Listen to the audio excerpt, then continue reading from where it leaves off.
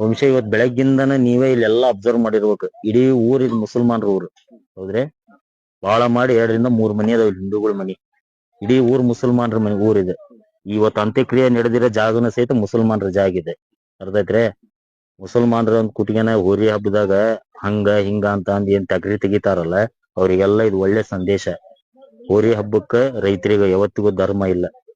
ಎಲ್ಲಾ ಧರ್ಮವನ್ನ ಬಿಟ್ಟು ಬಸವಣ್ಣ ಚಾಕ್ರಿ ಮಾಡ್ಯಾರ ಯಾರ ಇದ್ರೆ ಅದ ರೈತರು ಹೋರಿ ಹಬ್ಬದ ಅಭಿಮಾನಿಗಳು ಅನ್ನೋದಕ್ಕೆ ಇವತ್ತು ಈ ಸಂದೇಶ ಇವತ್ತಿದೆ. ಹೌದಾ, ನಾನು ಈಗ ಗಮನಿಸಿದಂಗೆ ಸಾಕಷ್ಟು ಜನ ಬೇರೆ ಬೇರೆ ಭಾಗದಲ್ಲಿ ಮುಸ್ಲಿಮರು ಮತ್ತೆ ಹಿಂದೂಗಳು ಅಂತಕ್ಕಂಥ ದ್ವೇಷ ಭಾಷಣ ಮಾಡೋದಾಗಿರ್ಬೋದು ಅಥವಾ ಆ ದ್ವೇಷ ಭಾಷಣ ಮಾಡೋರು ಮನ್ಯಾಗ ಇರ್ತಾರ. ದ್ವೇಷ ಮಾಡ್ಲಿಲ್ದವ್ರ ಇವತ್ತು ಇಲ್ಲಿ ಬಂದ್ ನಿಂತ್ಕೊಂಡ್ ಈ ಕೆಲಸ ಮಾಡಾಕತ್ತ.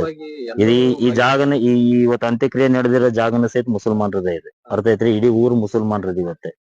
ಅವ್ರ ಜಾಗದಾಗ ಇವತ್ತು ನಮ್ ಧರ್ಮದ ವಿಭತ್ತಿ ಕುಂಕುಮ ಎಲ್ಲಾ ಬಿದ್ದತಿ ಅಂತ ಅಂದ್ರೆ ರೈತಗೆ ಯಾವತ್ತಿಗೂ ಧರ್ಮ ಅನ್ನೋದಿಲ್ಲ ಯಾವತ್ತಿಗೆ. ಅರ್ಥ